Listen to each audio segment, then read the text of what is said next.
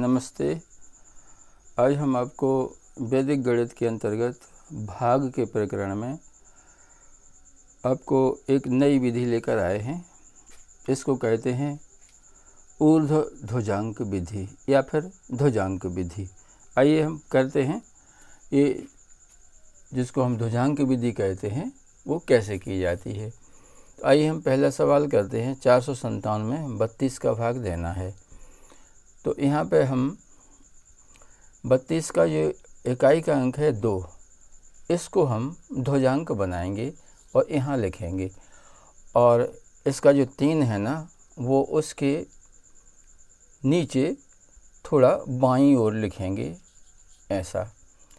तो ये हो गया भाजक और ये हो गया हमारा ध्वजांक। अब हम एक ऐसी खड़ी रेखा खींचेंगे और इस भाज्य को लिखेंगे 4, 5, 7। अब चूँकि ध्वजांक में एक अंक है इसलिए हम इसका एक अंक छोड़ के एक और खड़ी रेखा खींच देंगे, और ये क्षैतिज रेखा यानी आड़ी रेखा एक हम ऐसे खींच देंगे। अब हमें स्टेप बाय स्टेप भाग करना है। तो हमारा ये तो चूँकि 3 हमारा भाजक है इसलिए हम स्टेप बाय स्टेप करेंगे। तो हम स्टेप यहाँ लिखते हैं। नंबर 1, हमें 4 में भाग करना है 3 का। तो यहाँ लिखेंगे हम 4 भागे 3 बराबर कितना बार जाएगा? 1 बार जाएगा और 1 बचेगा शेष। तो हम इस 1 को भागफल का पहला अंक बनाएंगे, और ये जो शेषफल का 1 है उसको हम भाज्य के दूसरे अंक का उपसर्ग बना देंगे। तो ये हो जाएगा हमारा 15। तो हम यहाँ लिखेंगे 15, और 15 में से हम ध्वजांक का और भागफल के प्रथम अंक का गुणा करके इसमें से घटाएंगे। तो 2 एकम 2, यहाँ पे 15 में से 2 घटा दें तो बचे हमारे 13। अब हमें दूसरे स्टेप में 13 में भाग करना है इस 3 का। तो 4 बार जाएगा, 3 चौका 12 और 1 बचेगा शेष। तो ये भागफल है, ये शेष है इसका। तो हम इसको भागफल का दूसरा अंक बनाएंगे 4 को, और इस 1 को, इस शेष 1 को हम इधर 7 के नीचे लिख देंगे। तो ये हो जाएगा हमारा 17। अब 17 में से हम घटाएंगे ध्वजांक और इस 4 के गुणन को। 4 दूनी 8। 17 में से हम 8 घटा देंगे तो बचेगा कितना? 9। तो ये 9 हमारा शेष के खंड में लिखा जाएगा। तो हमारा ये उत्तर हो जाएगा भागफल 14 और शेषफल 9। ये हो जाएगा हमारा उत्तर। बस यही विधि है ध्वजांक विधि की। अब आइए ये दूसरा सवाल और ले लेते हैं।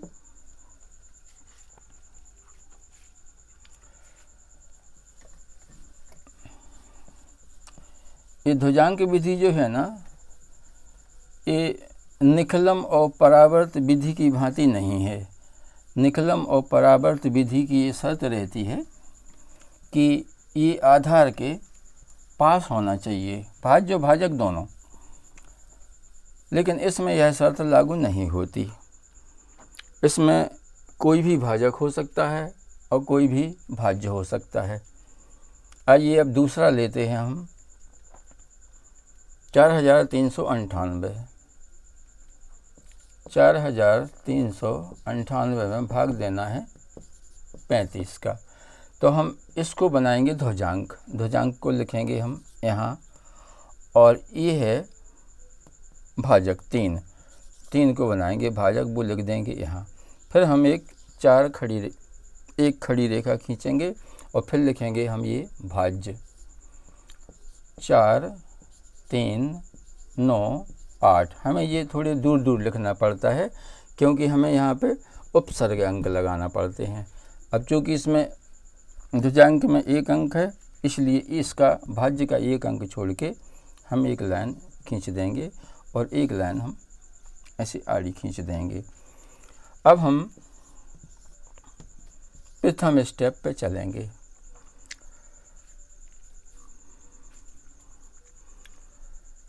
तो पहला स्टेप जो है ना हमारा 4 में 3 का भाग करना है। 4 भागित 3 बराबर 1 और शेषफल 1। 4 एकम 3 एकम 3 और बचा कितना 1। तो इस 1 को हम यहाँ लिख देंगे और इस शेष 1 को हम यहाँ लगा देंगे, तो ये हो जाएगा 13। फिर हमें 13 में से घटाना है 5 एकम 5, 5 का 1 से मल्टीप्लाई करके 5 घटा दिए तो यहाँ कितना बचे 8। अब दूसरे स्टेप में हमें 8 से भाग करना है 3 का। 8 भागे 3 बराबर 3 दूनी 6, शेषफल कितना बचा 2। तो यहाँ लिख देंगे हम 6, नहीं सॉरी, ये जो है ना 2 बार जाता है, ये 2 बार जाता है। 3 दूनी 6 और शेषफल 2 बचता है, तो यहाँ पे लिख देंगे हम 2। और ये जो शेषफल जो 2 बचा है इसको हम 9 के नीचे लिख देंगे, तो इनको मिला देंगे तो ये हो जाएगा 29। 29 को लिखेंगे हम यहाँ पे और इसको घटाएंगे 2 पंचे 10, यहाँ 10 घटा देंगे तो बचेगा कितना हमारा 19। अब हमारा तीसरा स्टेप रहेगा 19 में भाग देना है हमें 3 का। तो कितना बार जाएगा 3 छंग 18 जाएगा बराबर 3 का भाग देना है 3, 6 और यहाँ पे बचेगा 1। 3 छंग 18, तो ये जो 6 हैं इसके भागफल की भी हमें यहाँ लिखना है और ये 1 जो है ना हमें यहाँ लगा देना है, तो ये हो गए 18।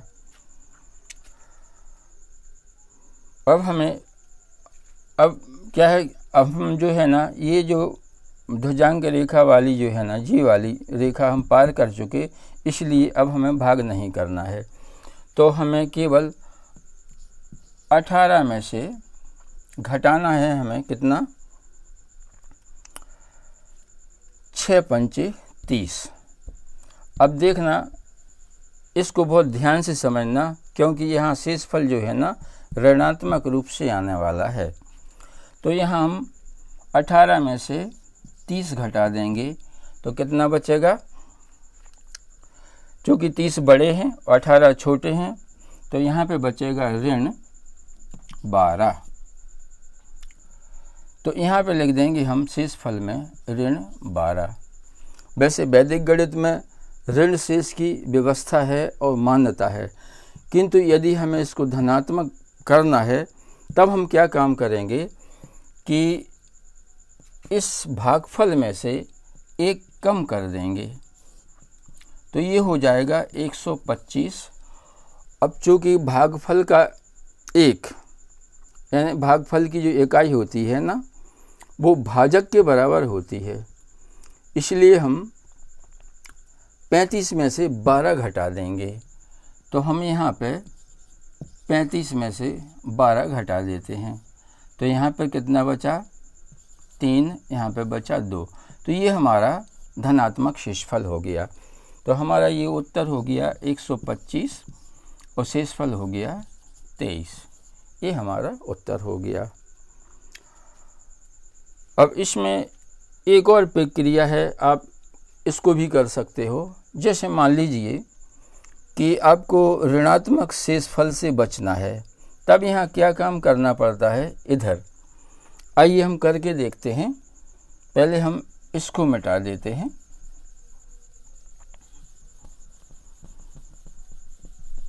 इतना मिटा देते हैं हम और इतना मिटा देते हैं, ऐसा। अब चूंकि 9 में 3 का भाग अभी हमने कितनी बार दिया था, 6 बार दिया था, तब हमारा ये जो शेष ऋणात्मक आया था। अब यदि हम 5 बार देंगे तब नहीं आएगा। तो इधर क्या होगा, 3 5 15 और हमारा जो है ना ये शेष कितना बचेगा, यहाँ पे 4 बचेगा। तो हम यहाँ पे 6 की जगह 5 लिखेंगे और ये जो 4 जो है ना ये हम 1 की जगह पे लिखेंगे, तो ये हो जाएगा 48। अब हमें 48 में से 5 में 5 की मल्टीप्लाई करेंगे तो आएगा 25। अब 48 में से हमें 25 घटा देना है तो कितना बचेगा, 23। ये धनात्मक संख्या बचेगी। तो 23 जो है ना हमारा शेषफल हो गया। तो हमारा जो आंसर है ना वो 125 हो गया और शेषफल हो गया 23। ये सुविधापूर्वक है। पहले ऋणात्मक भाग में यहाँ पे क्या होता है, जब ऋणात्मक शेषफल आए तो इसमें से हम अपेक्षित अंक घटा के और उस अंक से इसकी समानता रहती है ना, इसका एक अंक भाजक के बराबर होता है। हम इसमें से ऋणात्मक संख्या में से घटा देते हैं तो धनात्मक संख्या हमारी बन जाती है। आशा है आपको समझ में आ गया होगा। ये बहुत सरल विधि है, अभ्यास होने पर बहुत ही कम समय में ये हो जाती है, फटाफट हो जाती है। अब हम आपको अगले वीडियो में इसी विधि के अंतर्गत और बड़े बड़े भाग लेके आएंगे जो आपको आशा है बहुत अच्छे लगेंगे, बहुत रोचक लगेंगे। यदि आपको ये वीडियो अच्छा लगा हो तो कृपया लाइक कर दें, अपने मित्रों को शेयर करें, कमेंट करें कि आपको ये वीडियो कैसे लगे और कृपया हमारे नया चैनल है, कृपया इसे लाइक ज़रूर कर दें और सब्सक्राइब ज़रूर कर दें। धन्यवाद, नमस्ते।